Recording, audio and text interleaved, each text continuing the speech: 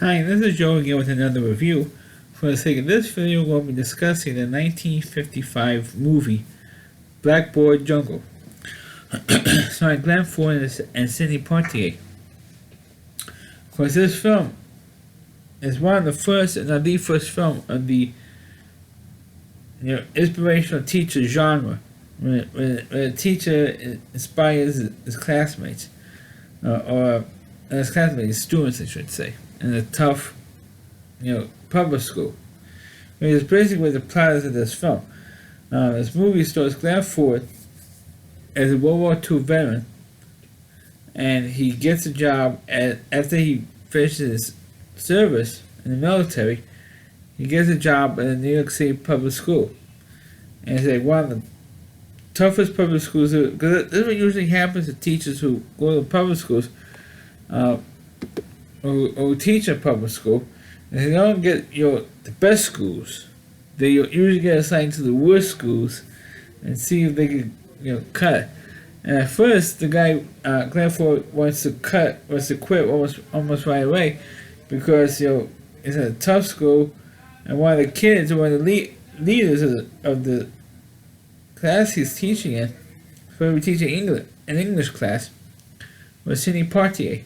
Now, all due respect to Sidney, but he looked like about at least 10 to 15 years too old to play this character, and he looked way too old to play. It is like a cast like Beverly Hills 90210 was the original show, where about at least half the cast was in their 20s or almost 30 by the time the show started. That's what this looked like. It looks like half the cast, at least the majority of the cast is like in their 20s. At least, maybe even 30 by the time when this movie started. And this movie actually there's all kinds of tension that goes on because of all the kids, and there's not one redeemable student in this whole school. Sidney Poitier, his character, he eventually comes around a little bit, but some of the other kids do come around as well, but very few of them, and most of them, either harass Glenn Ford. And there's one scene where Glenn Ford is walking home, and he gets beat up in an alley near the school.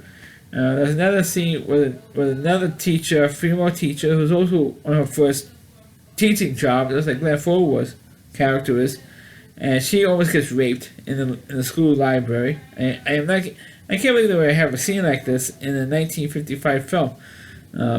Because we already talk about rape in a 1955 film, and she almost gets raped, and Glenn Ford, saves her, and he gets chewed out for saving her. And so, like, what am I supposed to do? Let this kid attack her, and that type of thing. And I should point this out: the guy who played the principal of the school, his name was John Hoyt, who was in the original pilot episode for Star Trek, the Cage. He played the Doctor in the original pilot episode for Star Trek, which really didn't air originally when Star Trek was originally on the air. But he played the Doctor in that, and he also was in a famous Twilight Zone episode called "Will the Real Martian Please Stand Up?" He's the one with the three hands and stuff. So he was a good character actor, the guy. He plays the principal. And so he chews out Glenn Ford for defending the other teacher. I mean, come on, what's he supposed to do? Let this smoking hot teacher get beat up? I mean, come on. You have to be a little realistic. Of course, what happens to the course of this film is that one of the students was caught, which Glenn Ford at first didn't really know. His wife, the student notification from my phone. His wife constantly gets letters in the mail, with the mailbox in her own mailbox, at home, saying that what's your husband? He's with this other good smoking hot teacher, implying that Glenn Ford was having an affair with his teacher that he defended earlier in the film. And so she's getting letter after letter after letter, and to the point where she goes into early labor, and because she was pregnant, goes into early labor, gives birth, And of course, they're all worried that because it was a premature baby, the baby might not last. So a few days, about like 3 days later, it looks like the baby was going to make it and stuff. And Glenn Ford wanted to quit. And some of the students, especially St. Partey's character, says, "Why do you want to quit for?" Well, because of everything that's going on, getting harassed and getting all these stupid threatening letters and stuff. And then he finds out, at first he thought it was the St. Partey character who was saying his letters. Meanwhile, it was one of the white students who was doing it, and they had a big confrontation in the classroom. And the student pulls a knife on him, and they had a real big fight. And the student was going to hit him, and one of the other students was going to get kicked out of the school. I mean, that's pretty much how the movie ends, and ends with that confrontation in the classroom. And pretty much the big climax in the film, and it took a real long time to get to it. I mean, I thought the movie was dragging, even though it's considered like a quote unquote classic, but for a different reason, which I'm going to mention in a minute. But until we get into that confrontation in the classroom, I thought the movie just dragged. I mean, I thought there were much better movies of this genre. Of course, nowadays you see that this movie actually set the trend for movies way like in the 80s and the 90s, especially movies like The Principal with James Belushi, Dangerous Minds with Michelle Pfeiffer, Music of the Heart, which is another one, which is a cliche after cliche after cliche from all those other movies. They got all those ideas from this particular film. Of course, Blackboard Jungle is influential and one not only set the trend for the high school drama genre, but it influenced a whole trend of music called rock and roll. And I'm not kidding. This movie started rock and roll. I'm not kidding.